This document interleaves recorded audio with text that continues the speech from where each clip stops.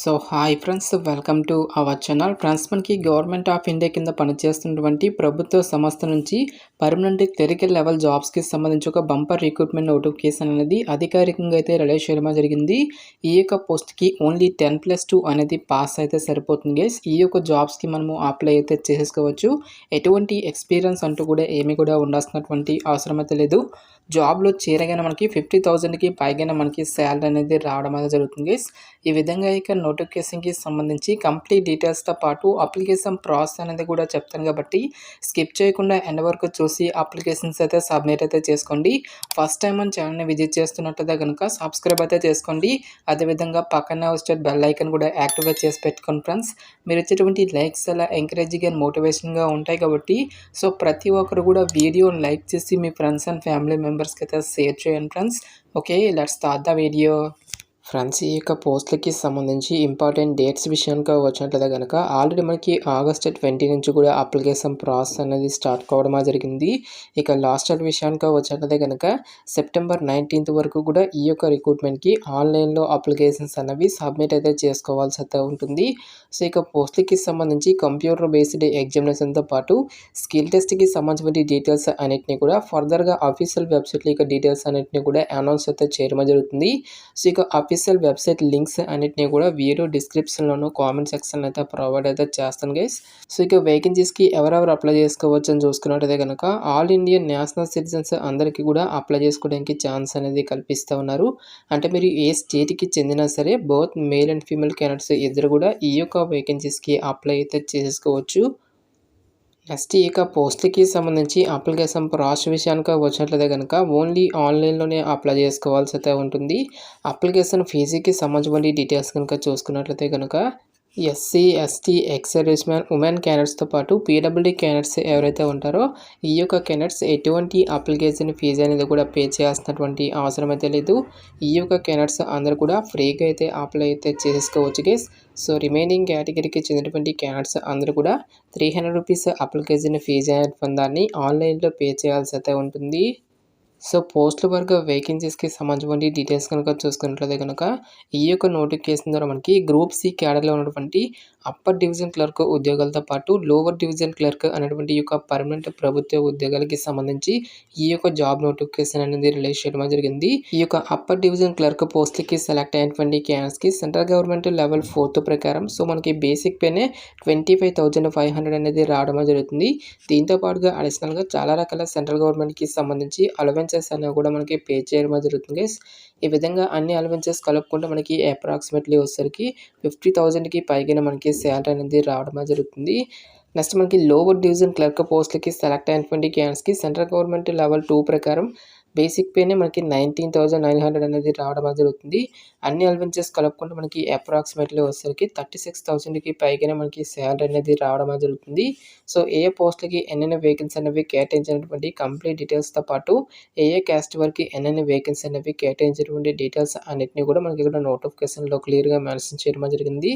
So మనకి open కేటగిరీలో vacancy అనేవి కేటాయించారు కాబట్టి సో ఇక ఓపెన్ కేటగిరీలో ఉన్నటువంటి వేకెన్సీస్కి సో మరి ఏ క్యాస్ట్కి చెందినా సరే both male and female candidates ఇద్దరు కూడా ఈ యొక్క జాబ్స్కి అప్లై అయితే చేసుకోవచ్చు.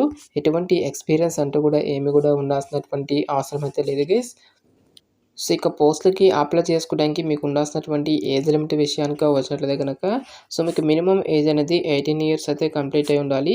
జనరల్ అభ్యర్థులు అయితే కనుక 27 years వరకు కూడా అప్లై అయితే చేసుకోవచ్చు. సో ఓబీసీ క్యాండిడేట్స్ అయినట్లయితే కనుక 30 years వరకు, ఎస్సీ, ఎస్టీ క్యాండిడేట్స్ అయినట్లయితే కనుక 32 years వరకు కూడా అప్లై చేసుకోవడానికి ఛాన్స్ అనేది కల్పిస్తూ ఉన్నారు. సో ఇక లోవర్ డివిజన్ క్లర్క్ ఉద్యోగాలకి సంబంధించి ఎసెన్షియల్ ఎడ్యుకేషనల్ క్వాలిఫికేషన్ కనుక చూసుకున్నట్లయితే కనుక 12th class or its equivalent qualification అని చెప్పేసి మెన్షన్ చేయడం జరిగింది. సో మరి ఈ విభాగంలో ఇంటర్ పాస్ అయినా, ఐటీఐ చేసిన, డిప్లొమా కంప్లీట్ చేసినా సరే ఈ యొక్క జాబ్స్కి మీరు అప్లై అయితే చేసుకోవచ్చు. దీంతో పాటుగా మనకి 35 words per minute టైపింగ్కి సంబంధించిన స్కిల్స్ అనేవి ఇంగ్లీష్ లాంగ్వేజ్లోను, హిందీలో వచ్చినట్లయితే కనుక 30 words per minute టైపింగ్కి సంబంధించిన స్కిల్స్ అనేవి కూడా మీకు ఉండాలి అని చెప్పేసి ఇక్కడ మనకి నోటిఫికేషన్లో క్లియర్గా మెన్షన్ చేయడం జరిగింది. సో మీకు ఏదైనా ఒక లాంగ్వేజ్లో టైపింగ్కి సంబంధించిన స్కిల్స్ అనేవి మాత్రం మీకు డెఫినెట్గా అయితే వచ్చి ఉండాల్సి అయితే ఉంటుంది గైస్.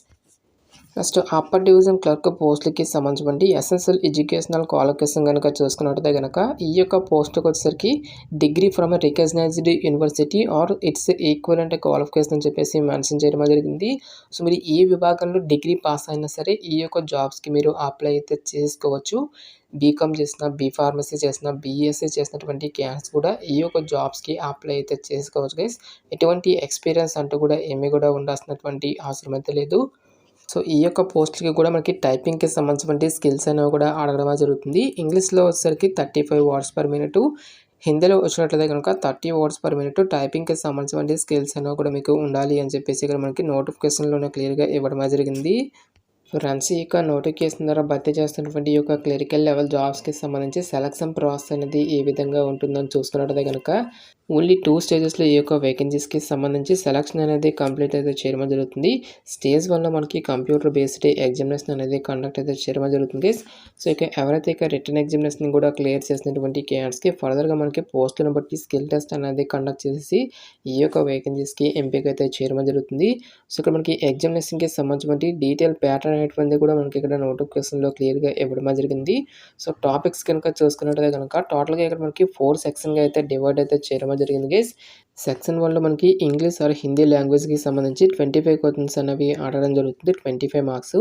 సెక్షన్ 2లో మనకి general knowledge or general awareness నుంచి మనకి రిలేటెడ్గా 25 క్వశ్చన్స్ అనేవి అడగడం జరుగుతుంది, 25 మార్క్స్.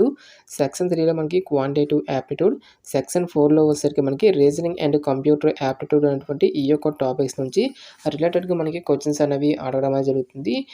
ఈచ్ వన్ కరెక్ట్ ఆన్సర్కి మనకి 1 మార్క్ అనేది కేటాయిస్తారు. సో ప్రతి రాంగ్ ఆన్సర్కి కూడా మనకి 0.25 నెగిటివ్ మార్కింగ్ అనేది ఉంటుంది గైస్. అంటే మనకి 4 మిస్టేక్స్కి 1 మార్క్ అనేది డిడక్ట్ చేయడం జరుగుతుందని చెప్పేసి ఇక్కడ మనకి నోటిఫికేషన్లోనే క్లియర్గా ఇవ్వడం జరిగింది. టోటల్గా మనకి 90 మినిట్స్ పాటు కూడా ఈ యొక్క టెస్ట్ అనేది మనకి కండక్ట్ అయితే చేయడం జరుగుతుంది.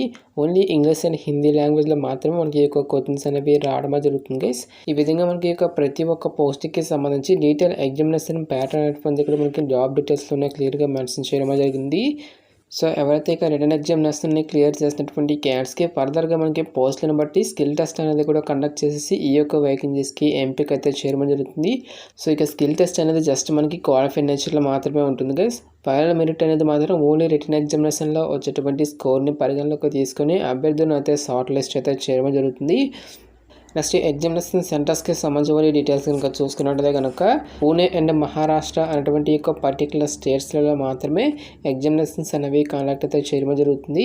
సో అప్లై చేసినటువంటి క్యాండిడేట్స్ అందరూ కూడా ఈ యొక్క లొకేషన్స్కి వెళ్ళి ఎగ్జామినేషన్ అనేది రాయాల్సి అయితే ఉంటుంది.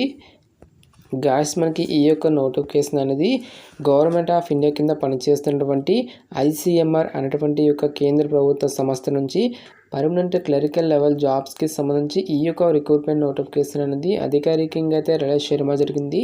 ఇంట్రెస్ట్ ఎలిజిబుల్ క్యాండిడేట్స్ డెఫినెట్గా ఈ యొక్క ఆపర్చునిటీని అయితే యూటిలైజ్ అయితే చేసుకోండి.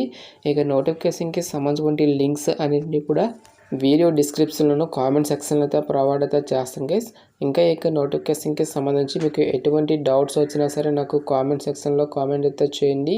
ఎటువంటి మరిన్ని జాబ్ అప్డేట్స్ కోసం మన ఛానల్ని సబ్స్క్రైబ్ చేసుకుని బెల్ ఐకాన్ కూడా యాక్టివేట్ చేసి పెట్టుకోండి. సో ఇది ఫ్రెండ్స్ ఇవాళ వీడియో.